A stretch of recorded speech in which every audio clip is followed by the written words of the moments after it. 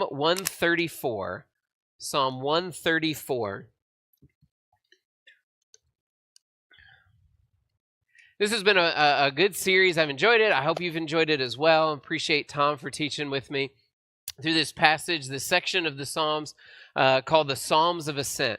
I'm sure you're sick of hearing this, but I'll give you a real quick recap on the purpose of these Psalms. This is a collection that the Israelites would traditionally recite as they made pilgrimages on holy days and special holidays from far away up to Jerusalem to worship.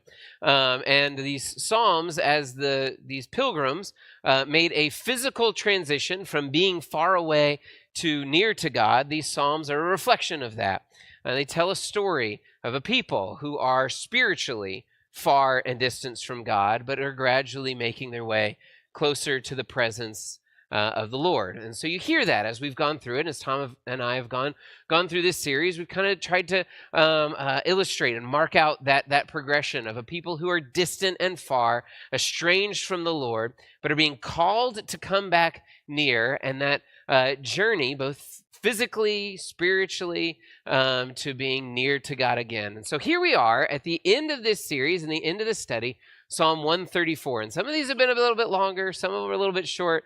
This one's pretty short, but it still has some incredible truth to tell us, because it's this beautiful picture of being to the finish line, or so we think. And but drawing near to the Lord, and you've made it. You're finally in the presence of God. The Israelites have made their journey, and those of us, as we all go through that same sort of experience of being far from God, as we all go through those seasons, but drawing near to the Lord. What's it like when you finally get there? So here we go. Let's read through it real quick. And I say quick, not flippantly, but it's short. So we'll read through it and then reflect. Psalm 134, come bless the Lord, all you servants of the Lord who stand by night in the house of the Lord. Lift up your hands to the holy place and bless the Lord. May the Lord bless you from Zion, he who made heaven and earth. I know it's brief, but anything jump out at you or stick with you from this psalm? Robert? It's always been a question to me how we bless God. Okay, great question. How do I bless God, right? You see that a lot of places throughout Scripture. What could I possibly bring that would be a gift to the Lord? David says that in Psalm 51 when he's reflecting on his great sins. He's like, what could I possibly bring that would be pleasing to the Lord? And the answer he comes to there is a contrite heart. But that's a great question. What could I possibly bring that would be a blessing to the Lord? Anything you see here that may give some indication of what do we bring? As we've been distant from God, we've been estranged for some reason, but now we're here, and I want to bring something. So what can I bring? Praise. All right, excellent, right? Lift your hands to the holy place and bless the Lord. So praise, I think that's good. Anything else? Yes, sir. Well, I didn't just stop and say, how do we do that? I tried to figure out an answer. And my best answer is that we bless God by sharing Jesus with other people. Okay. A big deal is how we can influence young people so much that they will not falter before the worldview that's out there. Okay, excellent. So 2 things. If you didn't hear what Robert said, or if you're watching online, it says, first, we share the message of Jesus. That's one way we serve the Lord. It's something we bring to the Lord. I mean, verse 1, come bless the Lord, all you servants. That's the name and the title given to the people of God, not just worshipers in word, but also worshipers in actions, servants. And so, number 1, Robert says, I love this. One way we can serve the Lord, what we can bring to the Lord, is service. We can tell people about this great story, this deliverance, this new life that we found because of Jesus. And number 2, he says one of the ways that we can most importantly do that is by sharing it with young people.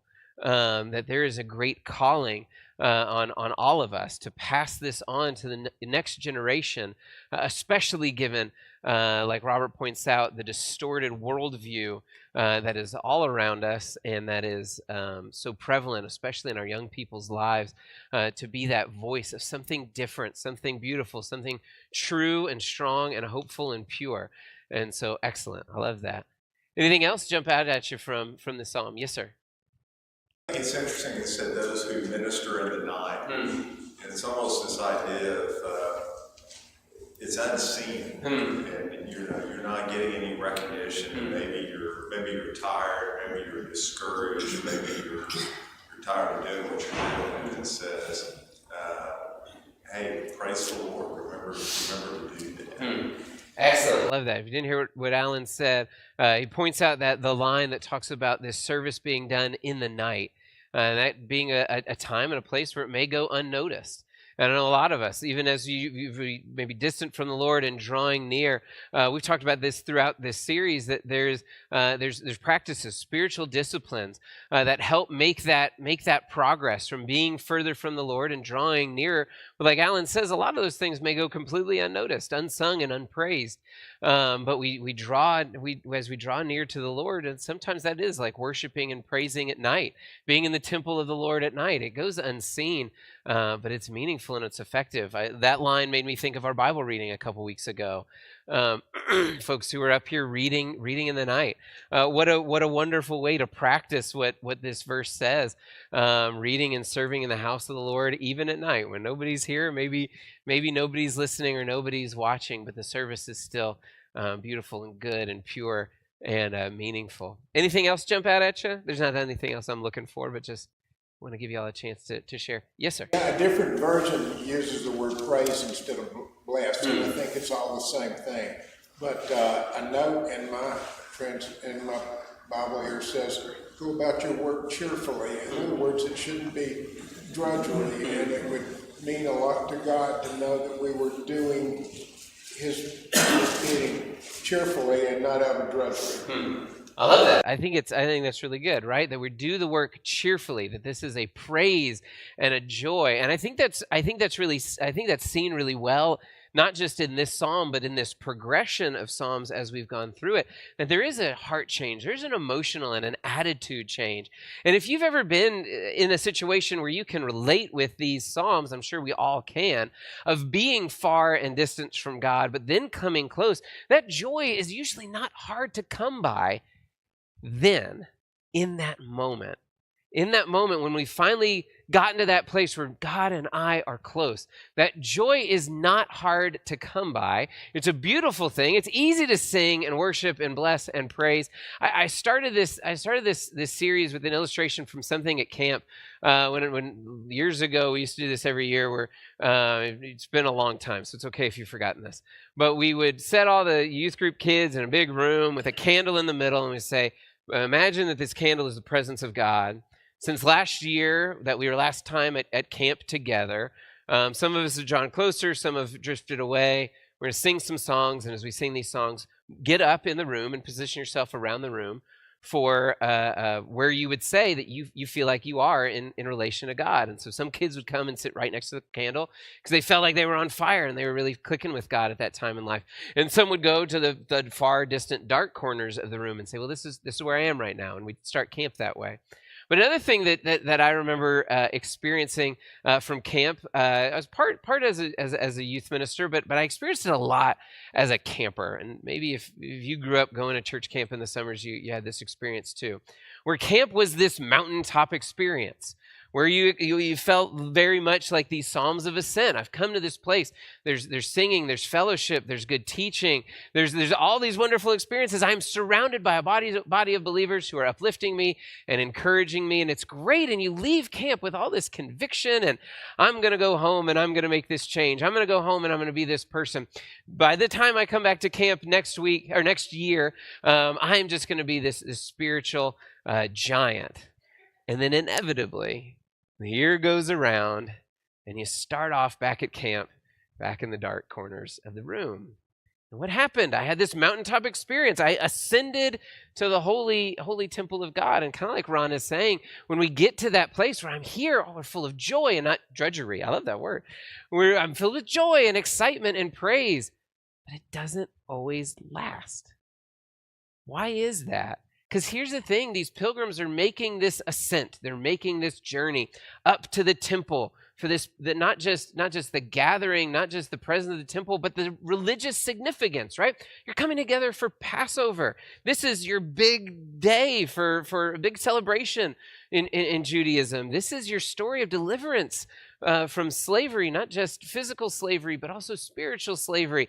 This is your mountaintop moment as a Jew, singing these Psalms of Ascent. But do they stay there? Do they stay in Jerusalem? No, they go back home. Yeah. We made heaven and earth. Yes. Right? Yes, sir. Yes, we do, don't we? Yeah. So the last line, right? There's this praise, praise the God from blessings from Zion. May the Lord bless you from Zion, He who made heaven and earth. Right? We're in that place. We have this incredible experience, but then you don't stay, and you go back home, and you go back down the mountain. Yeah. They're telling the priests that are in the temple to make sure you raise your hands up there. They're the ones allowed in there at night. You said it's the priests who are raising their hands. Yeah. So there you even have like an example of some spiritual leader who's leading the way, but you don't always stay there. You don't always stay there.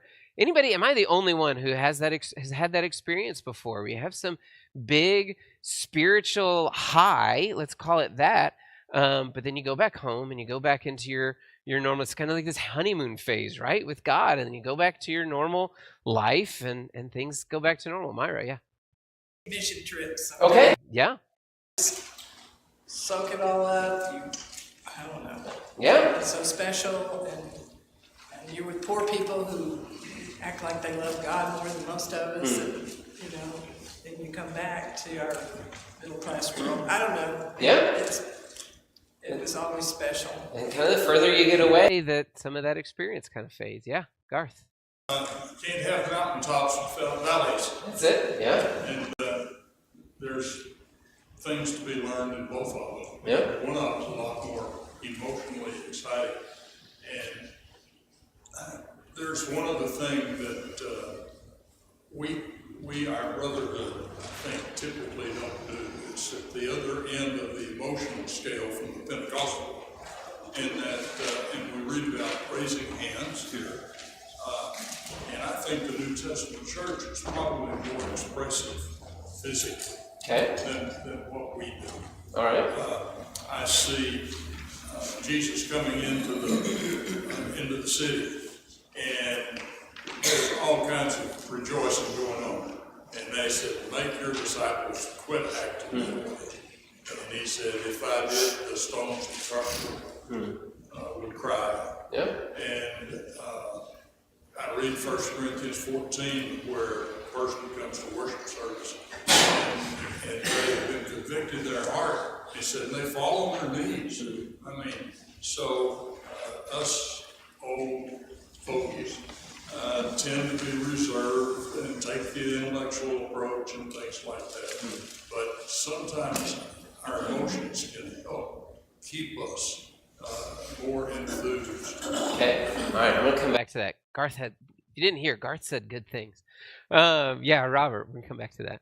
Well, I don't know. I probably need to help people with this one, but there's no atheist in a foxhole. And we need to consider where we live a foxhole because we're fighting a bloody battle, but we like to sit back, like Garth said, and be intellectual, sophisticated, reserved, So we need to get down dirty. Devil's influence in the world around us. all right. So a couple good things here. Garth said, you don't have the mountaintops without the valleys. Robert says there's no atheists in a foxhole, and we gotta see our situation a little bit. You're in trouble. We got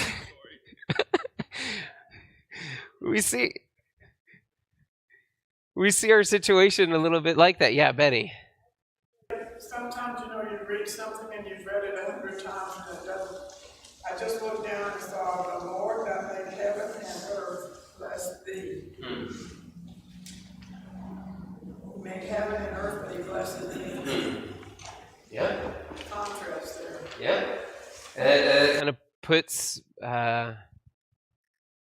it into perspective a little bit, or maybe I'd have to look at kind of the original language here and what the verb tense is, but I would imagine that it's probably a continual thing, not just a one-time blessing, but a continual. Like I said, that's a guess. I don't know the language exactly there, but I'll look into it. But it's continual blessing from the Lord, even as they are not staying there and they're not gonna be in the temple in Jerusalem forever. But may the blessings from Zion, may those blessings from the Lord continue even on into the future. Yeah, Mark. People were praising Jesus as he was coming in, and the religious leaders said to Jesus, "Tell your disciples to be quiet." He said, if they were to be quieted, the stones would cry. Right. I mean, there's some things you can't stop. Yeah, and that goes back to some of what Garth was saying about being expressive, and sometimes we feel, and that was that was part of that camp experience as well. Is now I gotta go home and I gotta be quiet and I gotta do all those things, but that emotional excitement. Now we don't ride the emotion all the time, right? Riding the emotion is not sustainable. But Garth, I had a song leader at a church we were at in Beaumont one time. We would stop song leading if the song that we were singing as a congregation was joyful and praisey, like a song of praise, and everybody just had this glum look on their face. He would stop the song and say, "Do you know the words that you are singing? And it is not evident on your face at all." And that was very convicting. And then we'd all like really cheese, so we didn't do it again. But you're right. That joy and that praise should be evident. I think of this whenever I think of this, like I'm on the mountaintop, I'm in this place. I wish I could just stay here forever. When I have that feeling, when I have that experience, Meyer, like on mission trips, right? And those kind of things, or after a really great conference or a great study, or just maybe even just like a really good mentor, a conversation with a mentor, something like that, right? We're like, I just want to stay here, and I want that feeling forever. I always think to Luke chapter 9. If you have your Bibles, go over to Luke 9.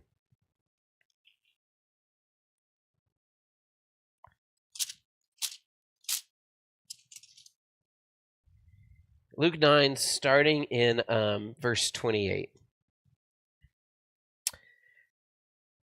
Now about 8 days after these sayings, he, Jesus, took with him Peter, James, and John, his three closest disciples, and went up on the mountain to pray. Went up on the mountain. And as he was praying, the appearance of his face was altered, and his clothing became dazzling white.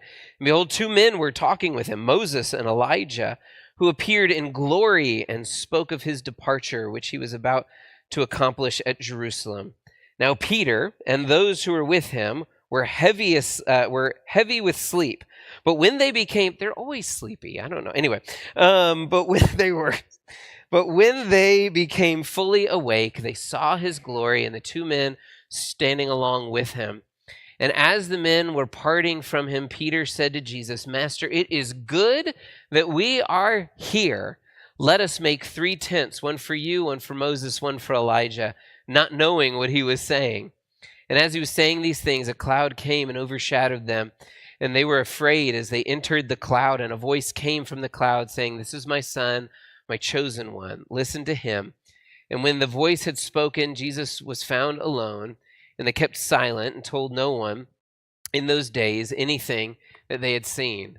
I can relate to Peter, James, and John, right? Here is this incredible, amazing experience and spectacle. You got Jesus, Moses, Elijah, a cloud. I mean, it's very Mount Sinai kind of scene, right? A cloud and the voice of God who affirms and confirms Jesus' identity, my chosen one whom I love. And Peter's reaction is a lot like my reaction would be. This is good that we're here. We should stay, we should set up tents. We should dwell here. But they don't dwell here, and I think don't dwell up there. They don't stay up there, and I think the next verse is really important. On the next day, When they had come down from the mountain, a great crowd met him. And behold, a man from the crowd cried out, "Teacher, I beg you to look at my son, for he's my only child. And behold, a spirit seizes him and suddenly cries out. It convulses him so that he foams at the mouth and shatters him, and it hardly leaves him. I begged your disciples to cast it out, but they couldn't." I think that's really important. Peter wants to stay at the top of the mountain where they are having an incredible experience. And do they leave immediately?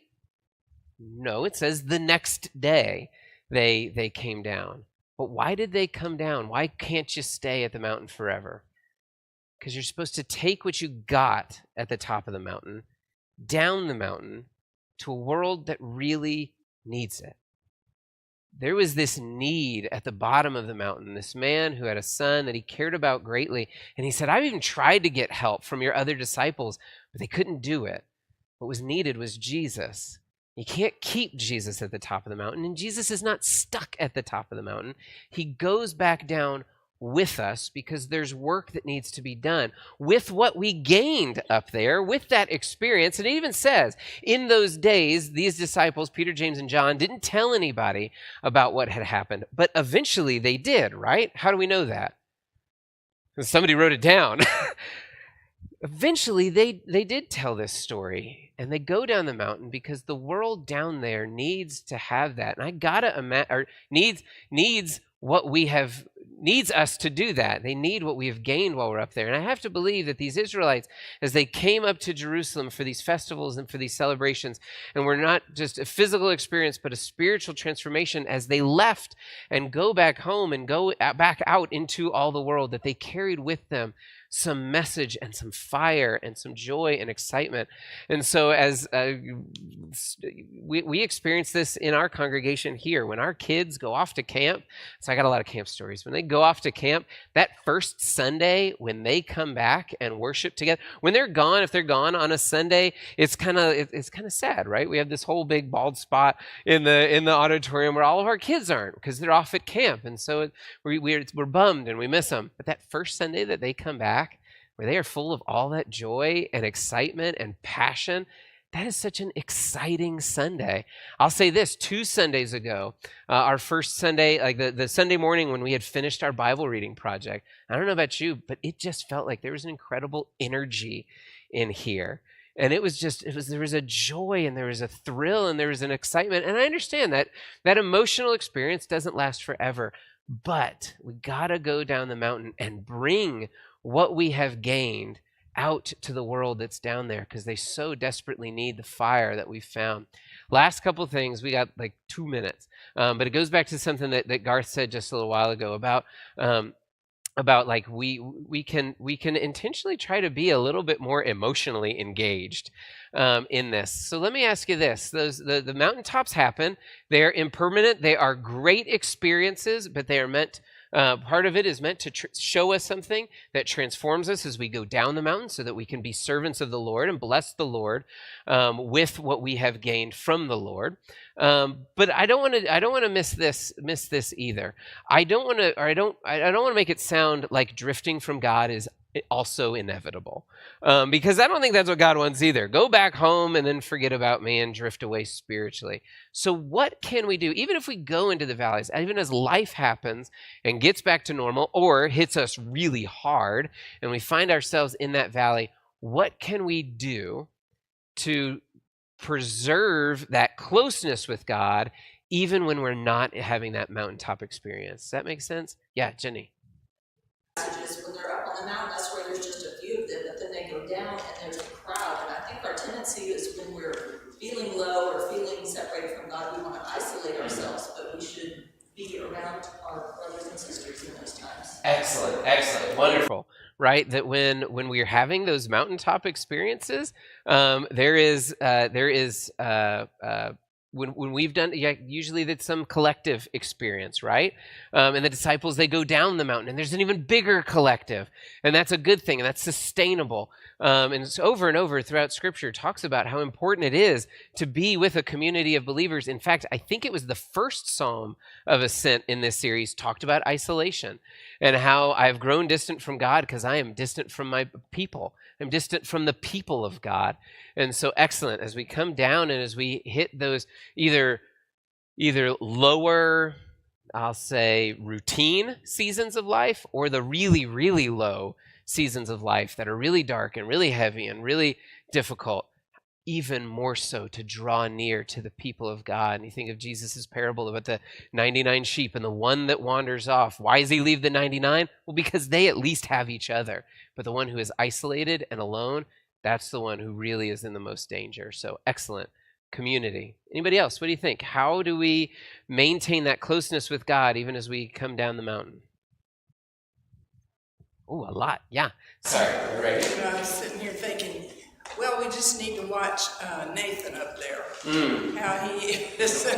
We've talked about his, zeal and joyfulness, and I mean, from the time he was baptized, even he just is so exuberant and really, takes it all in. And I get a lot of encouragement just watching him.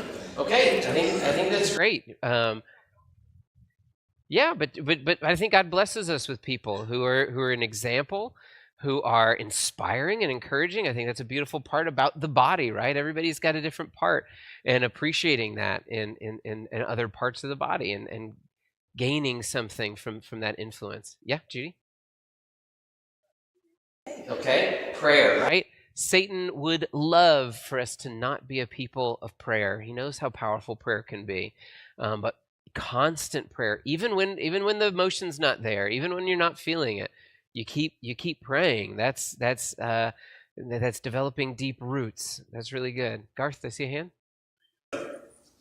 God projects. Anytime you've got a minute to your mission, maybe it's taking something to somebody, a visit or whatever. When you see a result that turns positive to that is, at least typically for most of us, a very exciting moment. And it gives you, in fact, Jesus said it's really hard to speak against him right after you've done something really good, it turns out. And it gets you back to a higher, it's not the peak, but it's a moment. That's excellent. That's a great example. It's a great point. Is get busy, you said, doing a God work. I love that. Be busy doing the works of God, whether that's in the church or with the church, outside the church, in your neighborhood, in your home, doing the works of the Lord, doing acts of service and kindness and compassion for somebody else. Being busy doing the things of God can provide a charge, but it's also an investment. I put my time, my energy, my resources, whatever into this, and we're investing in the mission of God. I think that's great. Yeah, Carrie. Hebrews 12, fix your eyes on Jesus. Thinking about Peter, who always had mountaintop and valleys. He got out of the boat, his eyes on Jesus, and when he looked away, he faltered. Right? So there's something about, even the psalm is envisioning these travelers looking up at night and seeing an illuminated Jerusalem and temple, and thinking about those that were serving there, and they saw that. And they fixed their eyes there on their journey. So I think of the fixing their eyes on Jesus, when you turn away and you start looking at everything, the stormy waters, apparently Peter sinks. I'm guessing I'm going to sink too. Probably a sinker. Right. Yeah. So I love that. What are your eyes fixed on? Are your eyes fixed on Jesus? And that can come in a lot of different forms, right? It can visually be, what is it that you're fixing your eyes on, but what are you fixing your ears on? We talked about that a little bit Wednesday night in our class. What are those voices that are ruminating in our minds over and over? That's a fixing the eye of the mind, right? And what are the messages that we continue to listen to and hear? And are they messages of truth? Are they messages of Jesus? Are they messages of life? Or is it something else? And there's really only two options. And so what am I fixing my eyes on? If my eyes aren't fixed on Jesus, I'm probably going to drift or I'm going to sink. But if they're fixed on Jesus, even as I walk through the valley of the shadow of death, I don't fear any evil. Why? Because I know that you are with me. We are out of time, and this is great. But that's my encouragement for you as we finish up this series. To constantly be taking inventory. Where are you? Are you far and distant from God? Are you near to God? Are you going up the mountain? Are you coming down the mountain? And as you come down the mountain, carry God with you. Don't let those experiences just be some fleeting, momentary, emotional high, but let it be something that changes you and changes the world around you. And continue to practice these things that keep us closer to God, because even as life gets stable and boring, or even hits the really big low parts, do not let your soul drift from the Lord. You can stay with him even when life hits you really hard, and those are the times that you want him most closely to you. So that's all I got. Thank you. If you want to read ahead, we begin Hebrews chapter 1 next week. So